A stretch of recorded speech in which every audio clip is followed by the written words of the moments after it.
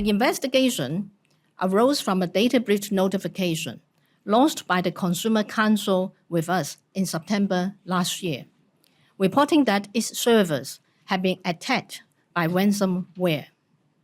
Upon receipt of the data breach notification, I commenced an investigation against the Council regarding the incident to assess whether the Council's acts or practices relating to the incident had contravened the requirements of the Personal Data Privacy Ordinance.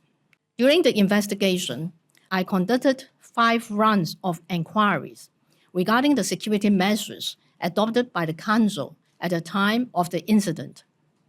I examined various information provided by the Council relating to the incident, including an investigation report compiled by the cybersecurity expert engaged by the Council. I also considered the follow-up and remedial measures taken by the Council in the wake of the incident. As a result of our investigation, and as confirmed by the cybersecurity expert, the volume of data involved in the incident was less than 1.5 gigabytes.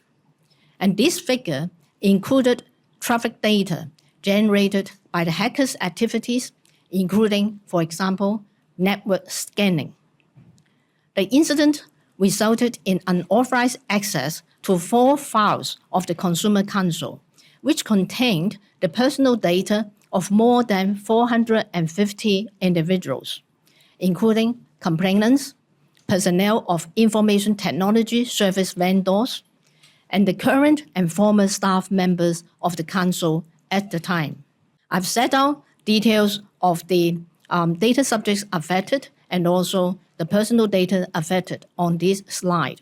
Broadly, the first group of data subjects affected included 289 complainants, and the personal data affected included their names, mobile phone numbers, residential or communication addresses, email addresses, income ranges, age ranges, brief nature, or information about their complaints. And the second group of data subjects affected included 26 personnel of information technology service vendors, and this affected their names, titles, email addresses, office telephone numbers, and mobile phone numbers. And the third group of data subjects affected included 138 current and 24 former staff members of the Council at the time. And the data affected included their names, work divisions, office telephone numbers, and 1 current employee's title. As a result of our investigation, we found that on the 4th of September last year, a hacker group identified as Alpha or Black Cat had obtained the credentials of a user account with administrative privileges. Credentials in this regard means the username and also the password. After gaining access to the system, the hacker then carried out various malicious activities in the system, including, for example, defense evasion, credential dumping, and the hacker managed to obtain the credentials of 3 other accounts. The hacker then deployed ransomware in the servers and endpoints of the Consumer Council between 19th and 20th of September last year. A total of 93 systems of the Council were maliciously encrypted, and 11 servers and workstations were accessed by the hacker in the incident. Having considered all the evidence provided to us during the investigation and the facts surrounding the data breach incident, I consider that the incident was caused by the following deficiencies of the Council.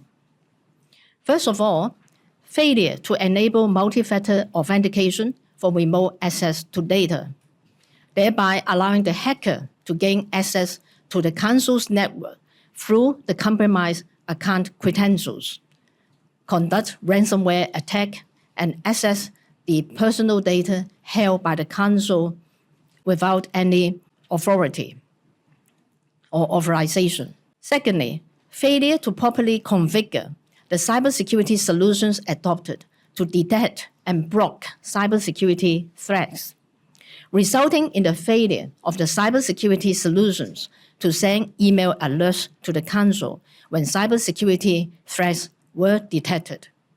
Actually, the cybersecurity solutions should have sent email alerts to the Council when it detected cybersecurity threats. However, in this case, because of a failure to properly configure the cybersecurity solutions, the relevant email alert was not sent at the time of the incident. And thirdly, lack of sufficient safeguard to prohibit or prevent the storage of personal data on testing servers, which led to the personal data of 289 complainants held by the Council being stored on a testing server that was not protected by the cybersecurity solutions because of human error or oversight. And this, in turn, exposed the data in question to hacking attack. Another deficiency relates to the lack of concrete measures and comprehensiveness in the policies on information security, which did not provide a concrete cybersecurity framework or IT security review requirements and procedures for these staff members to follow. Actually, in the Council's policies, there was no provision on the requirement to conduct risk assessments or security audits, not to mention the frequency of conducting the assessments and audits. The fifth deficiency relates to inadequate awareness of information security and data protection. Apart from the storage of personal data on the testing server owing to human error or oversight, the investigation also revealed that a former IT staff member had not enforced the complex password policy of the Council in the system settings at the time of the incident, thereby rendering its password policy ineffective. Given all these deficiencies, I consider that the Council had not taken all practicable steps to ensure that the personal data involved was protected against unauthorized or accidental access, processing, erasure, loss, or use. In the circumstances, I find that the Consumer Council contravened Data Protection Principle 4 of the Personal Data Privacy Ordinance regarding the security of personal data. Given the contravention, I've therefore served an enforcement notice on the Council, directing the Council to remedy the contravention and also to prevent similar recurrence of the contravention in future. And here are the contents of the enforcement notice. The directions include to implement multi-factor authentication of all remote users and also regularly conduct review of the remote access privileges, to engage an independent information security expert to review the security measures of the Consumer Council's information systems to ensure that the information systems have effective detection and security measures in place. And thirdly, to regularly review the security measures of the Council's information systems, including but not limited to the configuration of the cyber security solutions. I'd also direct the Council to devise clear and comprehensive policies and procedures to prohibit or prevent the storage of personal data on texting servers, to devise clear and comprehensive information security policies and procedures to cover various control measures for preventing, detecting, and responding to cyber attacks, as well as the requirements on conducting risk assessments and security audits. I'd also direct the Council to devise and implement effective measures to ensure staff compliance with the procedures and policies requested in the enforcement notice.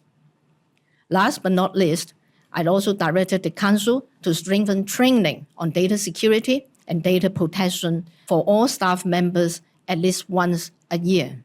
I'd also direct the Council to provide documentary proof to me within 2 months from the date of the enforcement notice, showing their compliance and completion of all the actions required in the enforcement notice. Through this report, I would also like to make various recommendations to organizations which use information and communication technologies for processing personal data.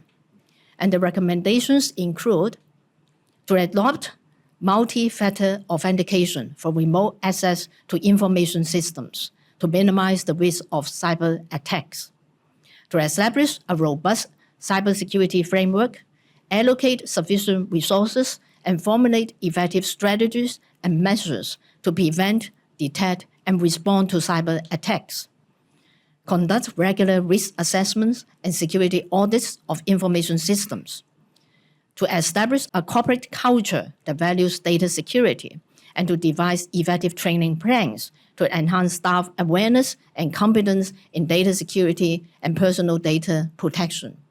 In this regard, I would like to emphasize that staff awareness and competence in data protection is of critical importance because staff would operate the information system, and also because the compromise of one staff account may lead to the hacking of the entire information system of the organization.